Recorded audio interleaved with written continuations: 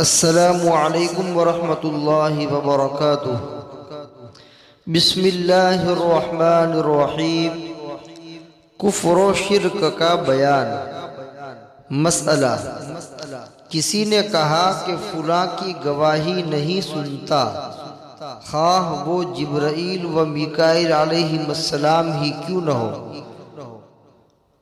تو اس صورت میں اس کی تکفیر کی جائے گی۔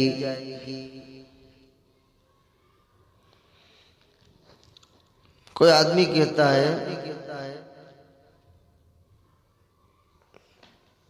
کہ میں فلاں کی گواہی نہیں سنتا، چاہے وہ جبرائیل ہی کیوں نہ ہو، میکائیل ہی کیوں نہ ہو۔ جبرائیل اور میکائیل بھی آ کر کے گواہی دے دے، تب بھی میں اس کی گواہی نہیں سنوں گا، ایسا کہا تو ایسا کہنے والا آدمی کافر ہو جائے گا۔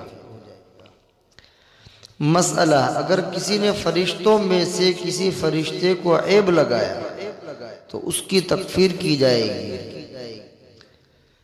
کوئی آدمی فرشتوں کو گالیاں دیتا ہے، فرشتوں کو عیب لگاتا ہے، فرشتوں کو برا بھلا کہتا ہے، تو اس صورت میں وہ آدمی کافر ہو جائے گا، اس لیے کہ فرشتوں کو اللہ تعالیٰ نے نور سے بنایا ہے، اور جو چیزیں انسانوں کے ساتھ لگی ہوئی ہیں اس سے وہ بہت دور ہیں۔ انسان کھانا کھاتا ہے، پیتا ہے، سوتا ہے، گناہ کرتا ہے، اللہ کی نافرمانی کرتا ہے، وغیرہ وغیرہ، لیکن فرشتہ نہ کھاتا ہے، نہ پیتا ہے، نہ سوتا ہے، اور نہ اللہ کی نافرمانی کرتا ہے۔ لا یعصون اللہ ما امرہم ویفعلون ما یؤمرون، کہ اللہ کے حکم کی وہ نافرمانی نہیں کرتے، اور جو کچھ ان کو حکم دیا جاتا ہے اس کو وہ پورا پورا کر گزرتے ہیں۔ تو فرشتوں سے نافرمانی ہوتی ہی نہیں ہے۔ لہذا اگر کوئی آدمی فرشتوں کے اندر عیب لگائے، فرشتوں کے اوپر گناہ کی تہمت ڈالے، یا فرشتوں کے بارے میں ادھر ادھر کے الفاظ بکے، عیبدار الفاظ ان کے بارے میں استعمال کرے، تو وہ آدمی کافر ہو جائے گا۔ مسئلہ: اگر کوئی کہے کہ میں فرشتہ ہوں تو ایسا کہنے سے وہ کافر نہیں ہوتا، اور اگر یہ کہے کہ میں نبی ہوں تو ایسا کہنے سے وہ کافر ہو جائے گا۔ کفریہ الفاظ اور ان کے احکامات، صفحہ 55۔ کوئی آدمی کہے کہ میں فرشتہ ہوں، اس سے کافر نہیں ہوگا۔ جیسے ہم کہتے ہیں کہ فلاں آدمی فرشتہ صفت ہے، فلاں انسان فرشتہ صفت ہے، یعنی جیسے فرشتے نافرمانی نہیں کرتے، اللہ کو راضی کرنے میں لگے ہوئے ہیں، اللہ کے حکم کی اطاعت کے اندر لگے ہوئے ہیں، اس طرح یہ بندہ بھی اللہ کی نافرمانی نہیں کرتا ہے اور اللہ کی اطاعت کے اندر لگا ہوا ہے۔ اگر ہو جاتی ہے تو اللہ سے معافی مانگ لیتا ہے، یہ فرشتہ صفت انسان ہے، نیک دل انسان ہے۔ تو اس طرح کہنے سے آدمی کافر نہیں ہوتا ہے۔ تو اگر کوئی کہے کہ میں فرشتہ ہوں تو اس سے کافر نہیں ہوگا، اس لیے کہ اس میں بہت سی تعویلات ہو سکتی کہ جیسے فرشتے اللہ کی اطاعت کرتے ہیں تو میں بھی اللہ کی اطاعت میں لگا ہوا ہوں، وغیرہ۔ لیکن اگر یوں کہا کہ میں نبی ہوں تو کافر ہو جائے گا، اس لیے کہ قرآن کریم کے اندر اعلان کر دیا حضرت نبی کریم صلی اللہ علیہ وسلم کے بارے میں، وخاتم النبیین، اللہ کے نبی حضرت محمد رسول اللہ کی صفت بیان کر دی، خاتم النبیین، کہ وہ نبیوں کے سلسلے کو ختم کرنے والے ہیں۔ نبیوں کا جو سلسلہ آدم علیہ السلام سے چلا، اب اس سلسلے کی آخری کڑی حضرت محمد رسول اللہ صلی اللہ علیہ وسلم ہیں۔ اس کے بعد اب کوئی نبی نہیں آئے گا، نیا نبی اب کوئی نہیں آئے گا۔ یہ اعلان ہو گیا صاف قرآن کا۔ اس کے باوجود اگر کوئی آدمی یہ کہتا ہے کہ میں نبی ہوں، ظاہر بات ہے کہ قرآن کی صریح آیت کے خلاف دعویٰ کر رہا ہے، صحیح احادیث کے خلاف وہ دعویٰ کر رہا ہے کہ میں نبی ہوں۔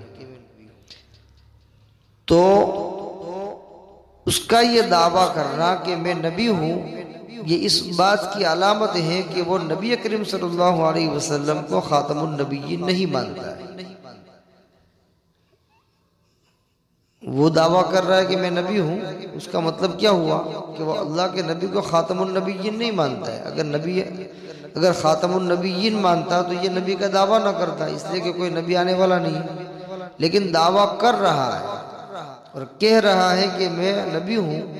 یہ صاف دلیل ہے کہ وہ نبی کریم صلی اللہ علیہ وسلم کو خاتم النبیین نہیں مانتا، اور یہ امت مسلمہ کا متفقہ عقیدہ ہے کہ نبی کریم صلی اللہ علیہ وسلم خاتم النبیین ہیں۔ اگر کوئی آدمی اس عقیدے کے خلاف ایک بات کہتا ہے، نبی ہونے کا دعویٰ کرتا ہے، یہ صراحتاً کفر ہے، ایسا آدمی کافر ہے۔ مسئلہ: کسی نے دف کی تھاپ پر یا بانسری کی لے پر قرآن پڑھا تو اس نے کفر کیا۔ دف بجاتے ہیں نا، جس کو ڈھول بولتے ہیں، اس کے ڈھول کے اندر بھی بہت سی قسم آتی ہے، چھوٹا ڈھول آتا ہے، بڑا ڈھول آتا ہے، پھر وہ بانسری آتی ہے، بانسری بجاتے ہیں۔ تو دف کی تھاپ پر یعنی وہ ڈھول نما ایک چیز ہوتی ہے، اس میں آواز آتا ہے دف، تو اس کی تھاپ مطلب کہ اس کا جو وہ پردہ ہوتا ہے جہاں ہاتھ لگاتے ہیں تو اس میں میوزک کی آواز پیدا ہوتی ہے۔ تو کسی آدمی نے کیا کیا، اس ڈھول یا دف کی تھاپ پر یعنی اس کے پردے کے اوپر ہاتھ مارا اور قرآن شریف پڑھا، یعنی ڈھول بجا رہا ہے اور قرآن پڑھتا جا رہا ہے۔ اسی طرح بانسری آتی ہے، بانسری کی لے پر وہ تار آتے ہیں، اس میں تار کو یوں اس طرح کرتے ہیں نا، اس میں آواز پیدا ہوتی ہے، بانسری بولتے ہیں۔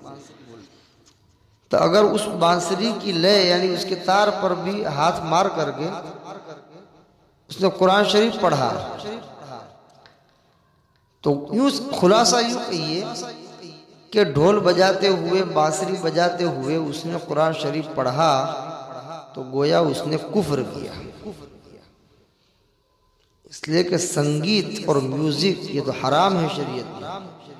اس حرام کام کرنے کے ساتھ اللہ کا پاکیزہ کلام پڑھا جا رہا ہے، تو یہ کفر والی بات ہے، اس سے خوب بچنا چاہیے۔ مسئلہ: ایک شخص قرآن پڑھ رہا تھا، دوسرے نے سن کر کہا کہ یہ کیا طوفان کی آواز ہے، تو اس کا یہ کہنا کفر ہے۔ ایک آدمی مزے لے کر کے قرآن کریم کی تلاوت کر رہا ہے، دوسرا آدمی اس تلاوت کی آواز کو سن کر یوں کہتا ہے کہ یہ کیا طوفان کی آواز ہے۔ جیسے کسی جگہ کے اوپر کوئی طوفان آتا ہے، سمندر ہو تو سمندری طوفان، زمین کے اوپر جو طوفان آتا ہے تو اس کی ایک آواز ہوتی ہے، تو قرآن کی آواز کو وہ طوفان کی آواز کہہ رہا ہے۔ سمجھ میں آیا؟ قرآن کی آواز کو وہ اچھی نہیں سمجھ رہا ہے، بلکہ یوں کہہ رہا ہے کہ یہ تو طوفان کی آواز ہے، تو گویا اس نے قرآن کریم کی تحقیر کی، قرآن کریم کو ہلکا سمجھا، اس نے قرآن کریم کی حقارت کی، اس وجہ سے ایسا کہنے والا آدمی کافر ہوگا۔ مسئلہ، اگر کسی نے کہا کہ میں نے بہت قرآن پڑھا اور مجھ سے گناہ معاف نہیں کیا گیا تو ایسا کہنے سے وہ کافر ہو گیا۔ ایک آدمی کہتا ہے کہ میں نے قرآن بہت پڑھا لیکن میرے گناہ معاف نہیں ہوئے، تو بھئی آپ کیسے فیصلہ کر سکتے ہیں کہ آپ کے گناہ معاف ہوئے کہ نہیں؟ معاف کرنے والا اللہ تعالیٰ ہے۔ آپ کا کام کیا ہے کہ گناہوں کے اوپر توبہ کرتے رہو، گناہ ہو جائے پہلے تو گناہ سے بچو، گناہ ہو جائے توبہ کر لو، توبہ کر لی سچے دل سے اللہ معاف کر ہی دے گا۔ لیکن بدمعاشی کے طور پر وہ ایسا کہہ رہا ہے کہ بہت قرآن پڑھا لیکن میرا گناہ معاف نہیں کیا گیا، تو ایسا کہنے والا آدمی کافر ہو جائے گا۔ اللہ تبارک و تعالیٰ اس قسم کے برے الفاظ سے پوری امت مسلمہ کی حفاظت فرمائے، کلمات کفر و شرک سے ایک ایک مسلم کی حفاظت فرمائے۔ وما علینا الا البلاغ۔ السلام علیکم ورحمۃ اللہ وبرکاتہ۔